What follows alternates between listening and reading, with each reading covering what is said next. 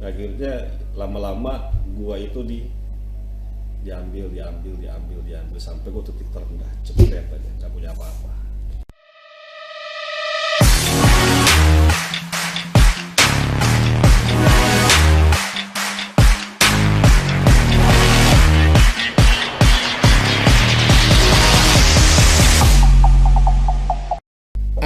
Lo sudah di atas, mulai dari 2013 lo di atas nih. 13, 14, 15 tuh, oke. Ya, Oke. ya kurun waktu hampir 5 tahun ke situ lo di atas lah ya, 3-5 tahun lah. Nah, lo pilih mana cuy? Aman atau nyaman? Ini bukan itu lah, maksudnya aman tapi ya uangnya standar-standar saja misalnya gitu kan. Nyaman, uangnya banyak tapi beresiko misalnya, atau nyebelin buat lo, atau ya mulai hilang daya tarik lo. Yes. Pilih mana cuy?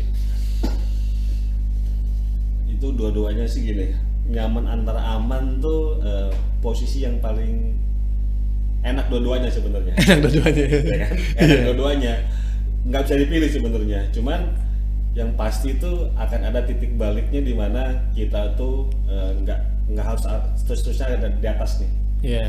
Tetap pasti akan hancur-hancuran juga lah ya. Iya. Gitu. Bukan hancur-hancuran. Ada saatnya mungkin ya. Tadi yang kalau kita bicara ular tangga tadi kan, mainan ular Yes, tangga kan. tiba-tiba bisa. Kita nggak pernah tahu nih beberapa langkah ke depan dadu kita menuntun kita ke arah yang mana kan, kira-kira gitu. Nah terus bisa saja lo naik tangga makin tinggi lagi, tapi bisa saja kecantol Gini ular. sih, gua itu titik terendah gua gini. Gua tuh nggak pernah ngelihat yang namanya dari sisi kantong gua tuh besar, Dit.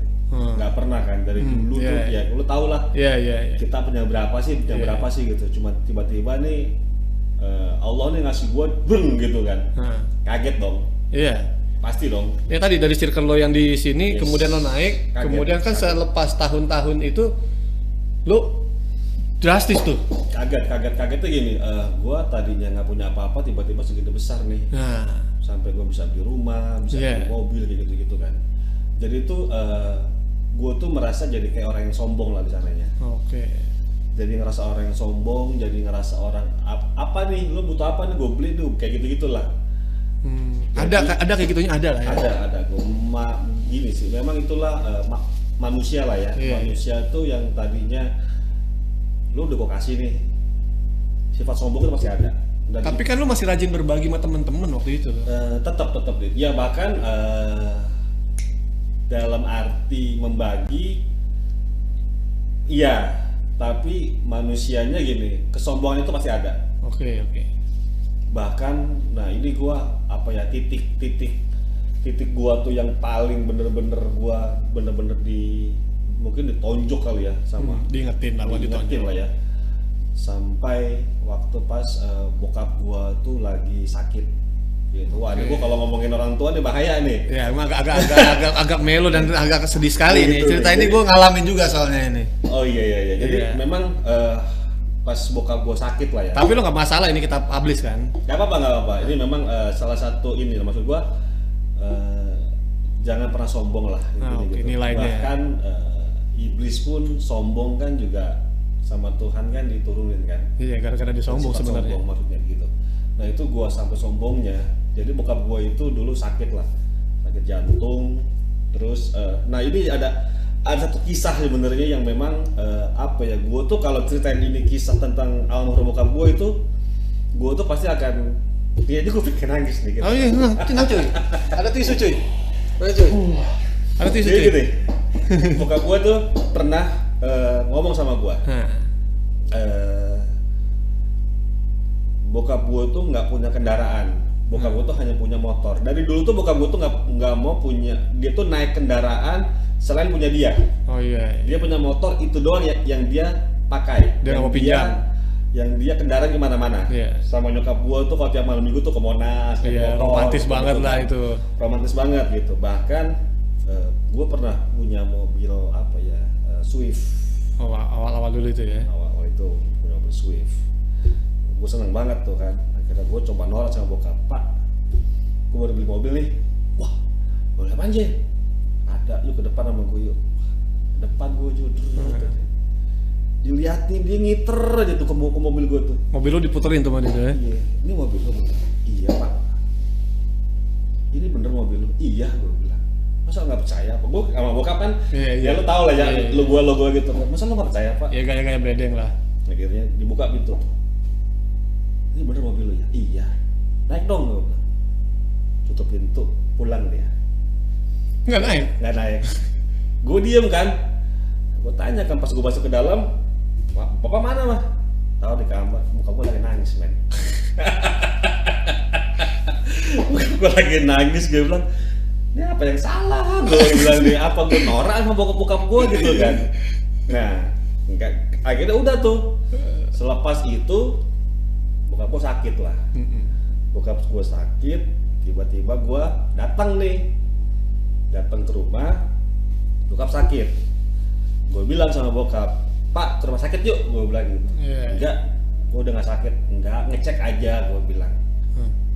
Cek tuh, ya udah cuman nanti gue pulang ya, kata bokap. Iya, gue ngecek karena gue tahu bokap tuh lagi ada kaki bengkak. Cuman pas gue searching di internet, ini ada gejala ini nih. Memang bokap gue tuh punya asma, punya asma kan. Wah ini jantung nih gitu kan. Gue ngecek lah tuh, ngecek di mobil, gue jalan, dibilang sama gue tuh dari dulu tuh nggak pernah mau ini. Oh bokap ikut sama lo naik mobil? Ikut sama gue, karena emang bokap sama nyokap kan, gue nyetir tuh. Gue tuh dari dulu aja memang nggak mau naik mobil, karena gue pengen punya mobil sendiri yang gue pengen naikin. Dan ternyata lu punya mobil sendiri dan gue bangga. Gitu, gue bilang, anjir ya.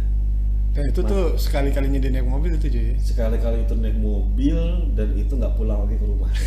Lu bayangin tuh. Jadi pas di perjalanan dia kayak nahan nyesaknya kan, di jumpalitan di mobil gua gitu. Udah tuh di situ di rumah sakit 4 hari, udah dia meninggal. Itu cuman gua ngerasa gini, gila ya bokap gua tuh pendiriannya tuh kayak gua ngeliatnya, gua habis pikir gitu, yang lo liat bokap gua tuh terlalu preman banget lah. Iya. Cuma dia tuh punya pendirian, gue tuh mesti punya barang yang gue inginin dan gue pakai. Iya. Dan bokap gue tuh nggak pernah mau ngerepotin siapapun lah. Ya orang kan taunya cuman jagoan doang deh kan. Gitu. Cuman di sisi lain gila ya bokap gue tuh punya pendirian gininya loh gitu. Dan ya gue nggak nyangka gue tuh bisa dapat sesuatu hal yang semasa hidupnya dia tuh belum pernah mau naik kendaraan sendiri gitu kan. Nah itu gue berkecamuk lah.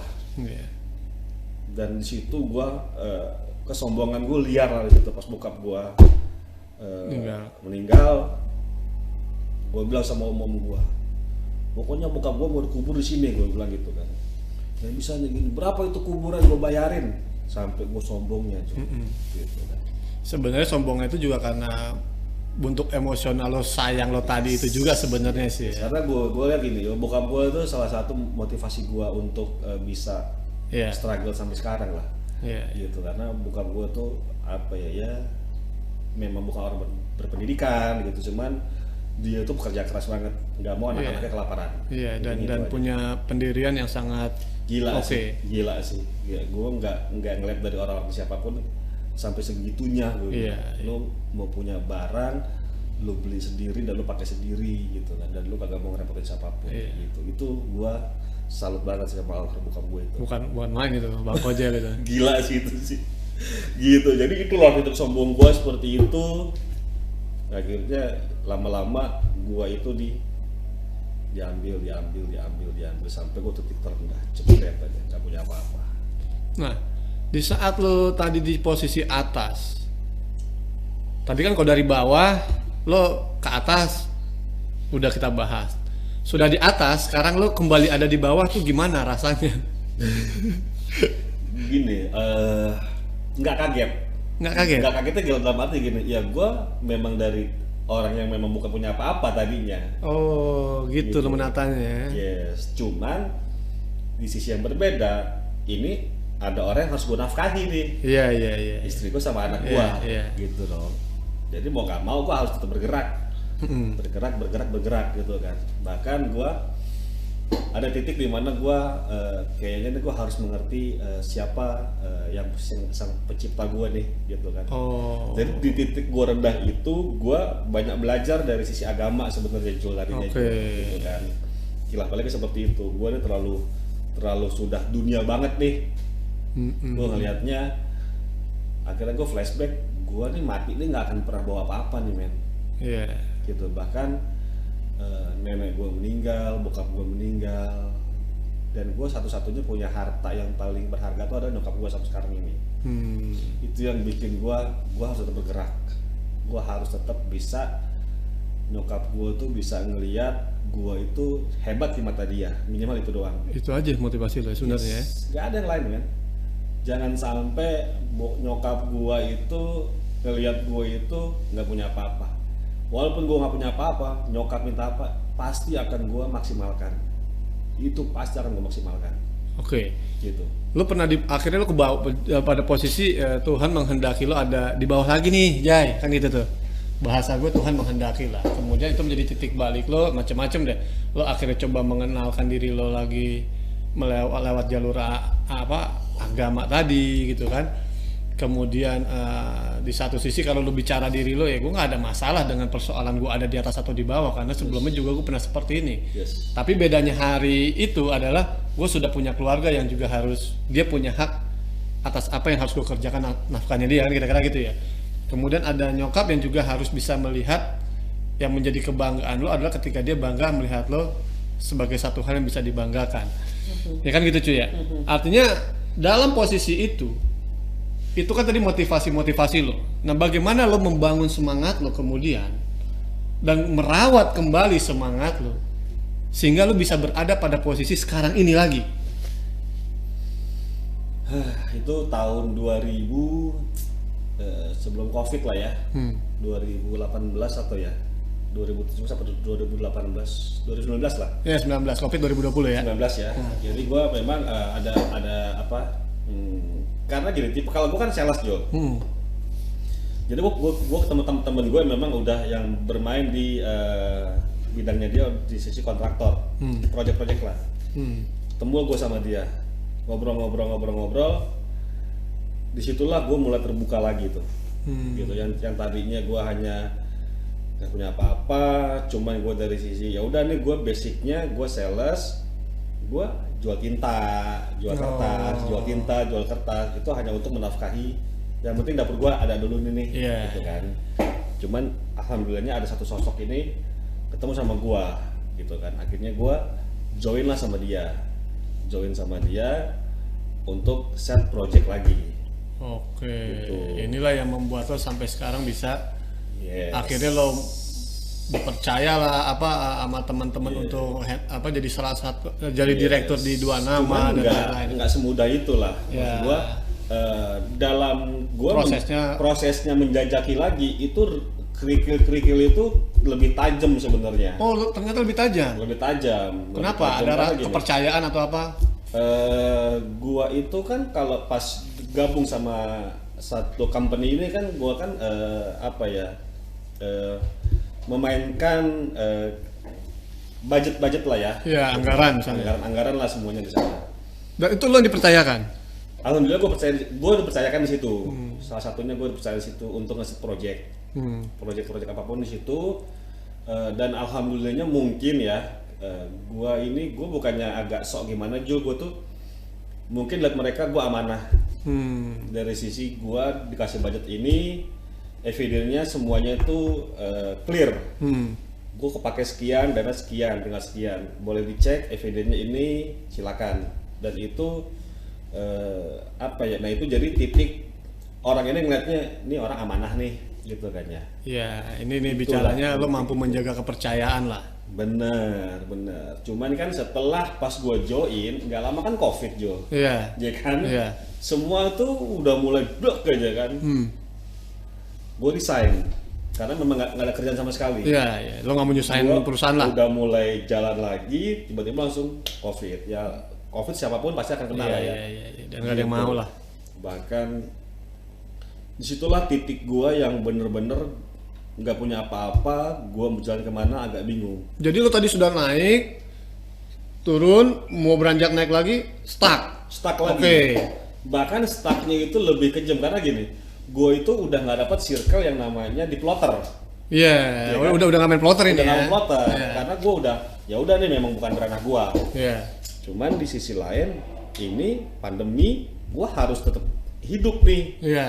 Gua kena covid, bini gua kena covid, mertua kena covid, Oh sebetulnya cuy. satu keluarga kena covid. Dan gua nggak bisa nih kalau gua hanya duduk berdiam, Iya. karena di situ gua ya udah nggak ada income sama sekali. Akhirnya gua sama bini gua jual itu, gimana cara kita bertahan hidup? Kita jualan mie ayam, Iya. gitu. Jualan mie ayam pelan-pelan, benda ini ada ini jual, benda ini jual, itu untuk Tapi nutup- bini nutupi. juga nggak ada masalah cuy. Nah itulah hebatnya bini gua tuh udah Iya. paling hebat banget lah, dan dia sabar banget menghadapi gua ini yang dibilang cowok brengsek, paling brengsek lah di gua. Ya nggak juga sih, maksud Gitu. gua artinya dalam situasi, maksud ikut ngawal lo dari situasi lo menata ke atas, lo jungkir balik, lo berakrobat, itu dia tetap ngikut terus, itu kan maksud gua luar biasa Ini ya. salah satu Allah yang nitipin tulang rusuk ke gua tuh, dia hebat banget lah. Iya, Hebat banget. Gua mau sampai terjun ke bawah banget pun Ngikut dia. dia tetap ngikut dan tetap ngerangkul gua. Iya, itu keren banget itu. Itulah Sosok itu. istri. Dan gua ngelihatnya ya the best banget lah. Oke. Dan nggak akan pernah bisa tergantikan lah ini orang lah. Ya harus lah, masa Ya, lo mau gitu. ganti-ganti. Setuju. Ya tadi poinnya adalah ketika lo mulai bangkit itu adalah menjaga kepercayaan. Kemudian ketika lo mulai menjaga kepercayaan dan orang percaya sama lo, ternyata Tuhan menetapkan hal lain lagi dengan COVID ya, semua mengalami ya. Yes. Pasca pandemi, gimana ceritanya? Pasca pandemi memang orang masih terseok-seok lah ya. Nah, Sudah mulai kebuka jalur, cuman memang orang nih udah ngelihat gue nih Vijay itu orang project. oke.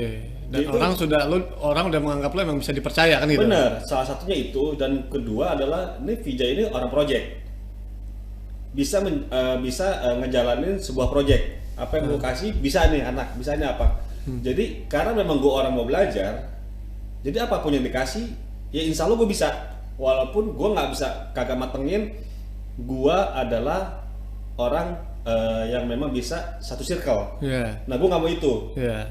Dan gue pengennya ya udah nih banyak nih, bahkan yang gue tadi nggak ngerti oil and gas dikit-dikit bisa ngerti oil and gas. Yang tadinya gue nggak ngerti bahasa kontraktor, gue bisa ngerti bahasa kontraktor. Oke. Yang pengadaan ini akhirnya gue bisa ngerti masalah ini. Skema untuk project ini akhirnya gue bisa pelan-pelan bisa ngejalanin. Itulah dari Akhirnya lo paham semua dari, itu. dari belajar, ketemu dengan orang-orang yang berbeda, dari situlah gue belajar. Sampai di detik ini, gini, gue tuh punya apa ya, punya pendirian, bukan pendirian sih, gini, gue tuh harus sehari berbicara dengan orang baru itu minimal 3 orang. Itu target lo tuh. Target gue Jul, apapun itulah ya. Minimal gue kayak ketemu sama ya Bang Stephen gitu kan, itu harus gue planning itu, karena gini, rezeki kita adalah tentang silaturahmi. Iya. Gitu tuh, lu ngebuka silaturahmi sebesar-besarnya itu adalah rezeki yang didapat dari kita, dari Allah nih. Iya, Itu setuju tuh, gua itu tuh. yang gue patenkan. Maksudnya gini, gue memang orang suka nongkrong, lu juga suka orang nongkrong. Iya. Cuman dari tongkrongan itu, ini apa yang bisa kita kerjakan sama-sama? Apa manfaatnya? Apa itu? manfaatnya? Bukan dari money loh sebenarnya. Iya, Dengan kita diskusi kecil-kecil itu salah satu pembelajaran buat hidup kita. Itu sebenarnya. Kalau kemudian menghasilkan cuan itu bonus lah. Itu bonus lah bagi gua. Iya. Makanya gua pikir kayak, Jay nongkrong di mana? Oke, kalau gua ada waktu oke. Itu karena gua lihat ya itu rezeki gua lah di sana. Iya. Ketemu sama lu, ketemu sama siapa, akan gua jabarin di sana. Iya. Kayak gitu. Nah, kemudian sekarang lo di Dua Nama Entertain. Yes. Gimana ceritanya? Jadi gini, Gue kaget juga denger lo tiba-tiba di IO gitu loh. gini kan, memang tuh temen gua itu disebut aja namanya Henry sama Fadli. Jadi anak Suro juga tuh. Anak Suro bahkan di bawah gua sebenarnya. Iya. Adik-adikan gua dulu tuh Andri itu direkturnya di Dua Nama ini, pemilik lah ya. Pemiliknya ini dulu tuh kru gua kan dulu kan memang anak band Ya, kan. anak band lah. Kruan gua. Cuma akhirnya dia bikin IO. Gua juga nggak tahu tiba-tiba dia bikin IO sama ini berdua. Coba sewaktu-waktu dia nelpon gua, Jai. Waktu gua masih bergabung di salah satu company yang memang main project. Jai, gua butuh ini Jai, bisa nggak bantu-bantu gua lah, gua bilang.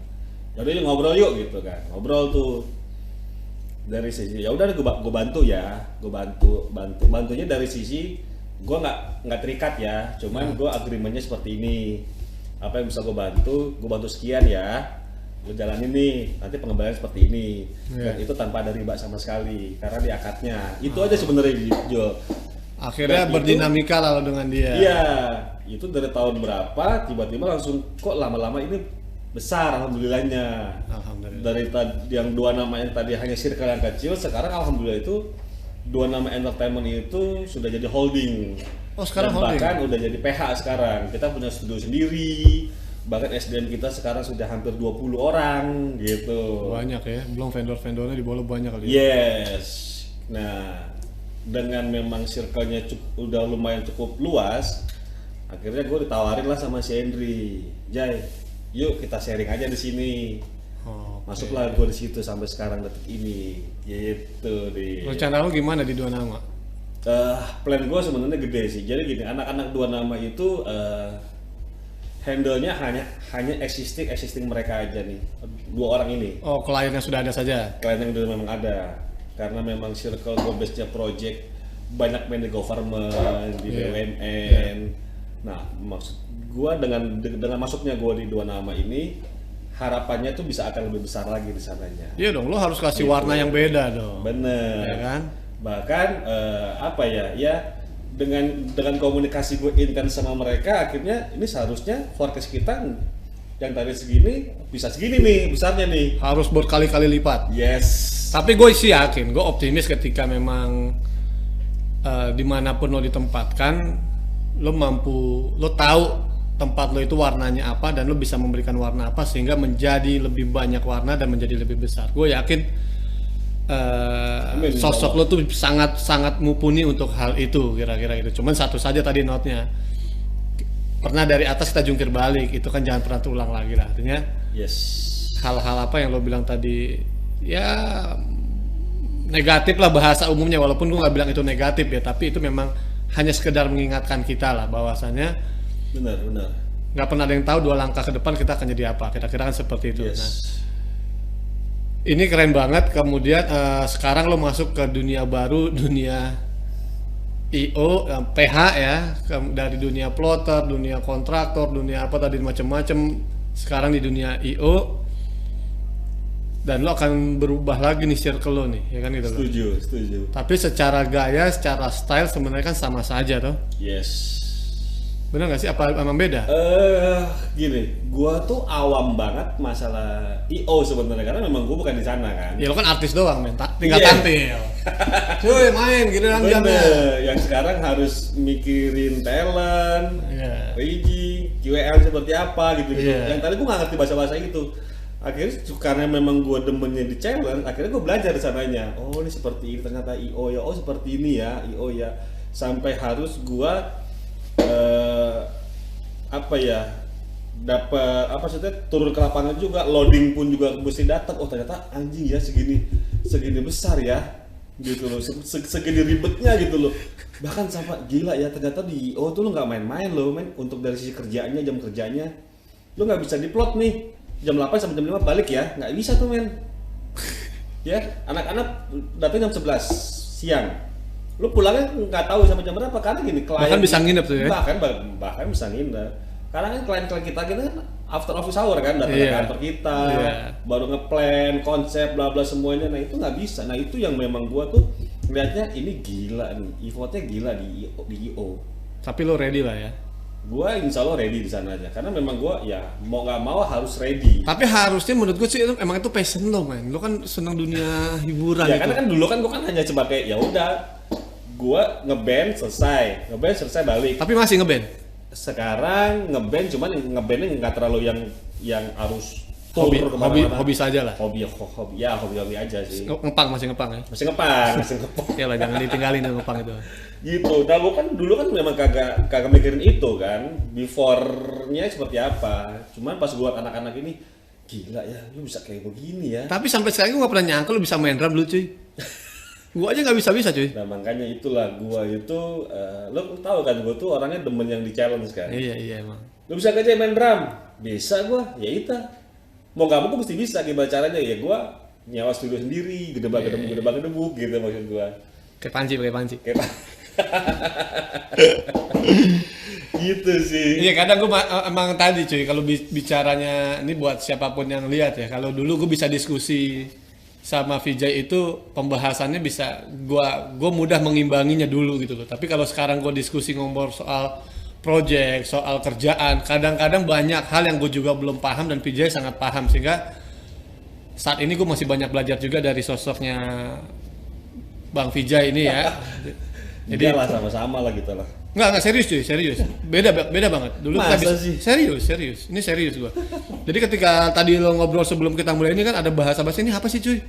Gue justru bertanya sama lo karena kan lo memang tadi lo sudah melalui banyak tempat, banyak jenis project, banyak segmen kerjaan yang mungkin ya ketemu orang yang berbeda, bahasa yang berbeda, rules yang berbeda, sehingga lo sudah kaya tuh dengan semua informasi dan pengalaman. Sedangkan gua pengalaman sih. ya dan lo mau belajar itu dan lo siap menerima itu, bahkan lo ter-challenge. Ini yang gilanya gue bilang, lo ter-challenge dengan itu.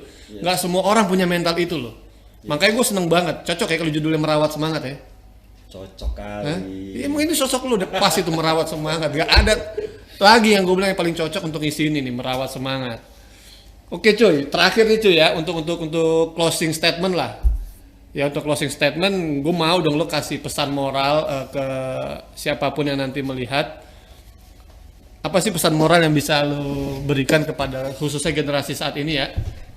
Ya, lo bisa lihat ke kamera ini cuy ya, sampein cuy. Gini sih, apa ya? Lo jangan pernah melupakan akar dari mana lo berdiri.